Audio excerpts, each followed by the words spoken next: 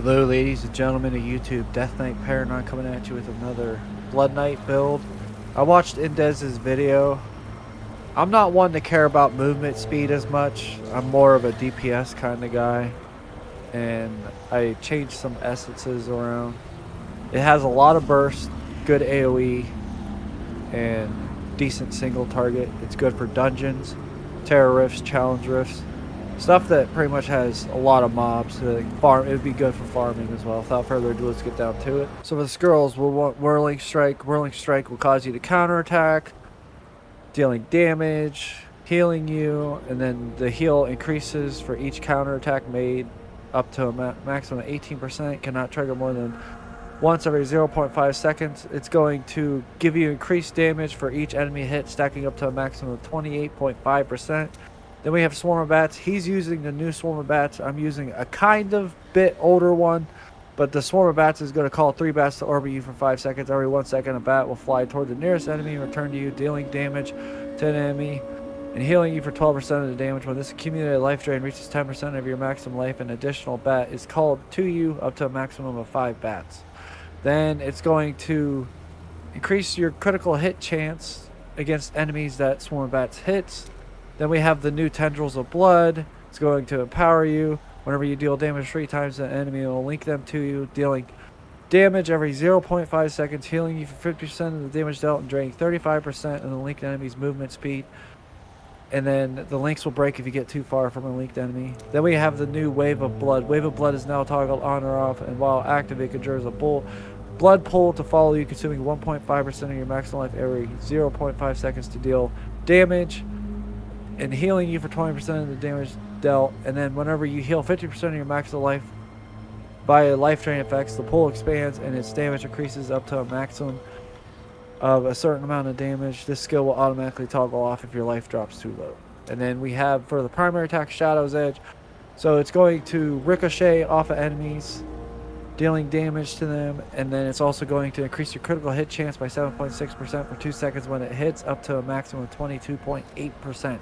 Okay, for the essences, I'm going to be butchering some of these because I don't know how to pronounce some of these. There's like 3 of them that I won't know how to pronounce. So for Whirling Strike, we have for Jorda's Death Mask,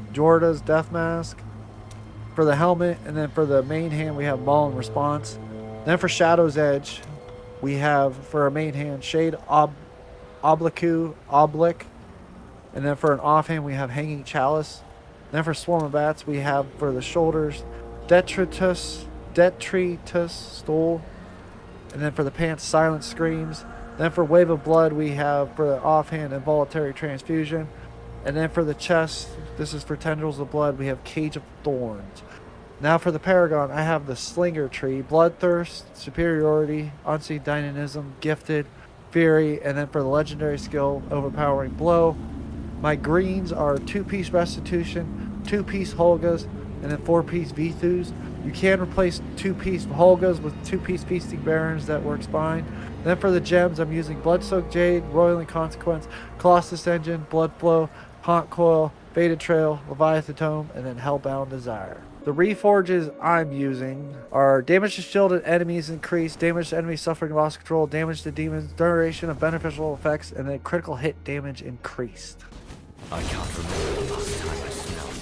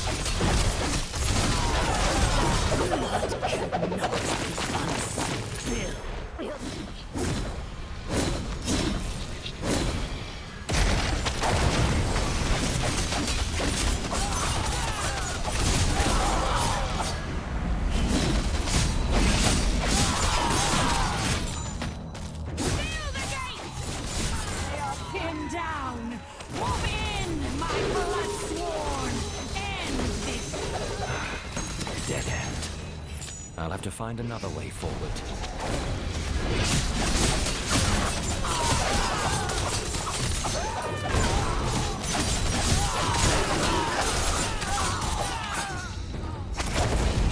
The enemy has breached our defenses! Keep them from the mistress!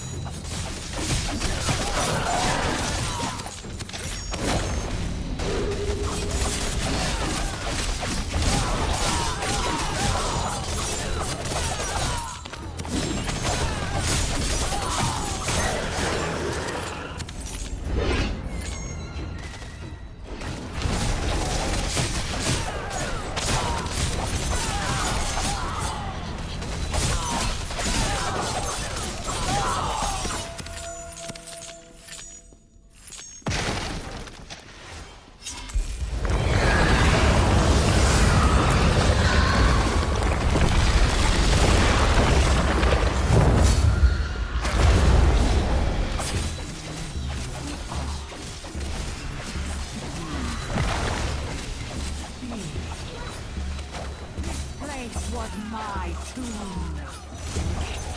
Be yours.